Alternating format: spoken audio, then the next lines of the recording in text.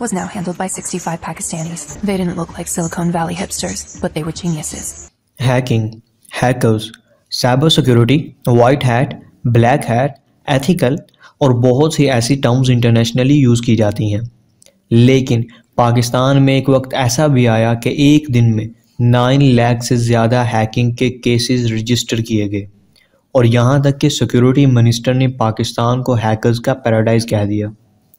पाकिस्तान में बहुत से नए हैकिंग ग्रुप्स बनने शुरू हो गए और फिर 2018 के ईयर को हैकर्स ईयर कह दिया गया। गूगल जैसी बड़ी कंपनी को भी पाकिस्तानी हैकर्स ने हैक कर लिया और पेपाल जैसे हाईली सिक्योर्ड पेमेंट मेथड को भी पाकिस्तानी हैकर्स ने हैक करके उनकी इनसिक्योरिटी को बताया। फिर वो वक्त भी आन पहुंचा कि हैकर वन से बाकायदा तौर पर पाकिस्तानी हैकर्स को कॉन्फ्रेंस अटेंड करने के इनविटेशंस आने लगे। यहाँ से पाकिस्तानी हैकर्स की रेपुटेशन का वो ग्राफ शुरू हुआ जो उन्हें मनी हाइस्ट, ला कैसा दी पापिल जैसी non English Spanish web series में ले गया। अब वो रेपुटेशन पॉजिटिव थी या नेगेटिव ये हमारा कंसर्न नहीं है, बट हमारा मेन फोकस यहाँ पर ये है कि वो कौन से ऐसे ट्रिगर्स हैं जो पाकिस्तानी हैकर्स को इस सिनेरियो में मेन स्क्रीन पर ले आए। फैक्ट्स, लॉजिक्स और प्रूफ्स के साथ साथ दूसरे फैक्टर्स को देखते हुए न्यूट्रल होकर इस पर बात करते हैं।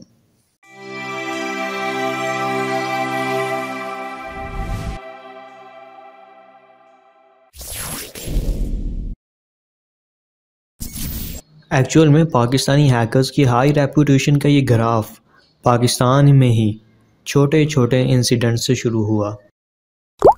कोरोना और लॉकडाउन के उस दौर में higher education commission of Pakistan HEC वो इदारा जो पाकिस्तान में यूनिवर्सिटी लेवल के एजुकेशन को मैनेज करता है और directly federal ministry of education को रिस्पॉन्स करता है, उसकी वेबसाइट को स्टूडेंट्स ने हैक कर लिया और विदाउट एग्जाम्स नेक्स्ट क्लास में प्रमोशन का नोटिफिकेशन जारी कर दिया। ऑफ कोर्स जिसे बाद में HEC ने हटा दिया था। 2014 में कुछ पाकिस्तानी हैकर्स ने एक मल्टीनेशनल टेलीकॉम कंपनी वारिद का डेटाबेस हैक कर लिया जिसमें मेनली कस्टमर्स की इंफॉर्मेशन थी और प्लस उसे अपनी वेबसाइट पर भी अपलोड कर दिया। यह हैकर कसूर का एक मामूली सा कंप्यूटर शॉपकीपर था जिसका छोटा सा एक स्टोर था। इसे बाद में FIA ने अरेस्ट कर लिया। दिसंबर 2020 में पेशावर में एक प्राइवेट बैंक की ATM से 3.3 मिलियन रुपीस हैक हो गए। इन्वेस्टिगेशन के मुताबिक हैकर ने अपने लैपटॉप से ATM मशीन को हैक करके 33 लाख पाकिस्तानी रुपीस विड्रॉ करवाए। इन्वेस्टिगेशंस और दूसरी रिपोर्ट्स आती रही लेकिन हैकर्स का अभी तक कुछ पता नहीं चला। फेसबुक अकाउंट हैकिंग और स्पैमिंग एक कॉमन सी पाकिस्तान में प्रॉब्लम है जिसका सबसे बड़ा लाइव प्रूफ स्पैमिंग SMS है जिसे हर पाकिस्तानी वाकिफ है। FIA की एक रिपोर्ट के मुताबिक 2018 में सबसे ज़्यादा साइबर क्राइम्स की रिपोर्ट रजिस्टर हुई, जबकि हाल ही में पाकिस्तान के federal IT and telecom minister Syed Aminul हक ने 5G समिट में कहा कि पाकिस्तान में 9 लाख हैकिंग के वाक़यात सिर्फ एक ही दिन में होते हैं। छोटे छोटे साइबर क्राइम्स के अलावा कुछ पाकिस्तानी वाइट हैट हैकर्स भी हैं जिन्होंने पाकिस्तान को इंटरनेशनल लेवल पर एथिकल हैकिंग की दौड़ में शामिल किया है। राफे बलोच पाकिस्तान के टॉप एथिकल हैकर्स में शामिल हैं जो कि अपनी डिस्कवरी की वल्नरेबिलिटी और एंड्रॉयड ऑपरेटिंग सिस्टम के फिक्सर के तौर पर जाने जाते हैं। इनके researches wall street journal, BBC news और फोर्ब्स जैसे इंटरनेशनल पब्लिकेशंस में शामिल हैं। 2012 में राफे बलोच ने पेपाल जैसी हाईली सिक्योर्ड पेमेंट मेथड को हैक करके उनकी इनसिक्योरिटी को बताया था, जिस पर पेपाल की तरफ से उन्हें $10,000 और सिक्योरिटी रिसर्चर्स की जॉब की ऑफर भी की थी, जिसे बाद में राफे बलोच ने रिफ्यूज़ कर दिया था क्योंकि वो अभी अपनी बैचलर डिग्री कंप्लीट कर रहे थे। इसके अलावा गूगल क्रोम, सफारी, फायरफॉक्स और एप्पल जैसी बड़ी कंपनीज में भी बग निकाल कर बहुत अच्छी बाउंड्री कमा चुके हैं। चेक मार्क्स ने राफे बलोच को 2014 के टॉप 5 एथिकल हैकर्स में शामिल किया है। शामिर आमिर वर्ल्ड के 3rd बेस्ट बग हंटर हैं जिन्होंने 400 से ज़ायद इंटरनेशनल और मल्टीनेशनल कंपनीज को असिस्ट किया है जिनमें फेसबुक, याहू और ट्विटर के सिक्योरिटी फ्लॉज को रिजॉल्व करना था। एक रिपोर्ट के मुताबिक शमीर ने सिर्फ बाउंटीज और सिक्योरिटी फ्लॉज को रिजॉल्व करके मिलियंस ऑफ डॉलर्स कमाए हैं। 2016 में HackerOne की तरफ से डेफकॉन इवेंट के लिए बाकायदा तौर पर शमीर को इनवाइट किया गया था। इस प्लेनेट अर्थ पर डेफकॉन बिगेस्ट हैकिंग कॉन्फ्रेंस है जो कि मेनली लॉस वेगस से ऑपरेट करती है। राफे बलोच, शमीर आमिर, खुरम जावेद, शोएब जमील और चौधरी मनसब के अलावा बहुत से गुमनाम स्टार्स हैं जिन्होंने पाकिस्तान को साइबर वर्ल्ड में इंट्रोड्यूस करवाया।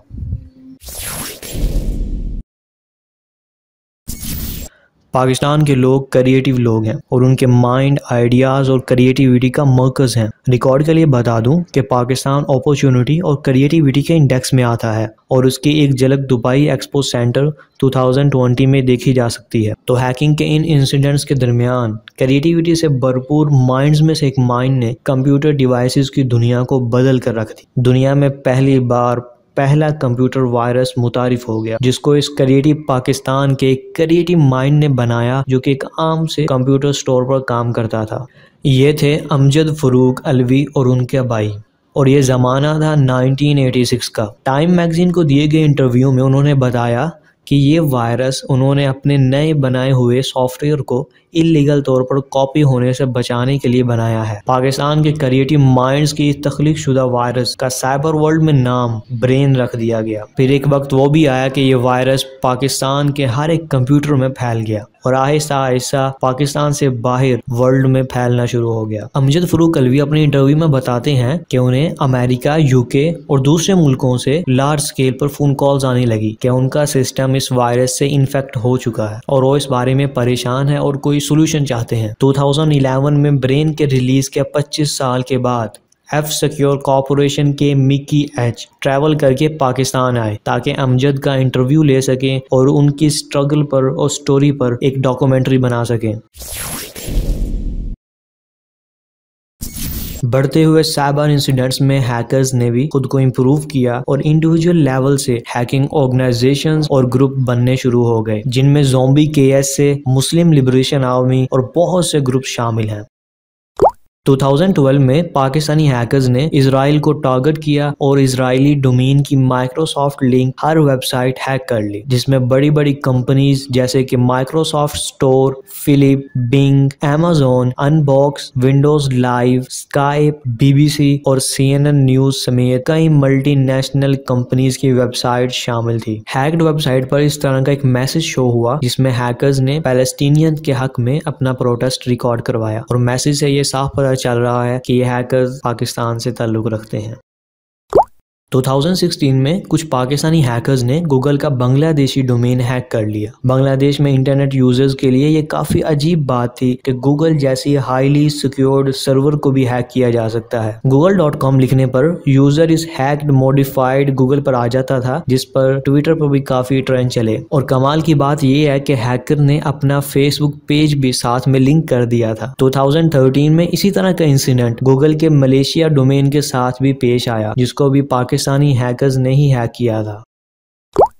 2019 में यूएस फेडरल गवर्नमेंट ने एक पाकिस्तानी हैकर को अमेरिकन मल्टीनेशनल कंपनी के डेटाबेस में मालवेयर इंजेक्ट करने और इलीगली इंफॉर्मेशन स्टील करने पर चार्ज किया। AT&T एक अमेरिकन मल्टीनेशनल कंपनी है जो कि डाटा सर्विस और मोबाइल फोन्स के लिए पूरे वर्ल्ड में फेमस है। ये कुछ मोबाइल फोन्स डिस्काउंटेड प्राइस पर सेल करते हैं और यूजर को अपनी ही सिम यूज करने पर मजबूर करते हैं। आप इस मोबाइल फोन में अपनी कोई रैंडम सिम इस्तेमाल नहीं कर सकते, आपको कंपनी की ही अलॉट शुदा सिम को इस्तेमाल करना पड़ता है। लेकिन जहाँ कोई सोल्यूशन नहीं होता वहाँ प्लान पाकिस्तान काम आता है। 34 ईयर ओल्ड मोहम्मद फाहद ने पूरी कंपनी का डेटाबेस में मालवेयर इंजेक्ट करके कंपनी की सिक्योरिटी को डिफेक्ट कर दिया और मिलियंस ऑफ फोन्स के सिम रिजेक्शन कोड्स और IMEI बदल दिए। एक रिपोर्ट के मुताबिक मोहम्मद फाहद ने 2 मिलियन प्लस मोबाइल फोन्स के IMEI बदले। और कमाल की बात यह है कि मोहम्मद फाहद अपने क्लाइंट्स के मोबाइल IMEI को रिमोट लोकेशन से बदलते थे, मतलब कि मोबाइल को देखे बिना मोबाइल का ऑपरेटिंग IMEI बदल देते थे। 2019 में मोहम्मद फाहद को हांगकांग से अरेस्ट कर लिया गया और 20 इयर्स के लिए USA में जेल की सजा हुई।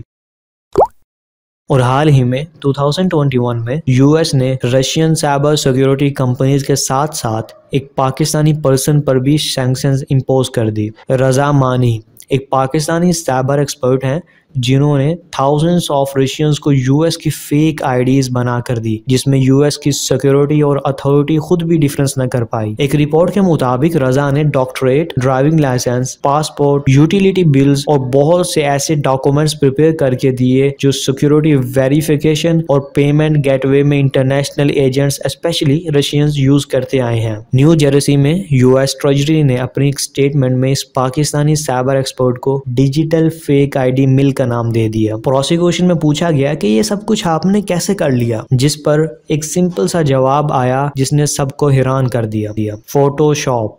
रजा के कस्टमर में एक बदनाम जमाना IRA रशियन एजेंट भी था जिसने यूएस इलेक्शन में इंटरफेयर भी किया, जिसका जिक्र मीडिया रिपोर्ट्स, यूएस इन्वेस्टिगेशंस और लीक डॉक्यूमेंट्स में था।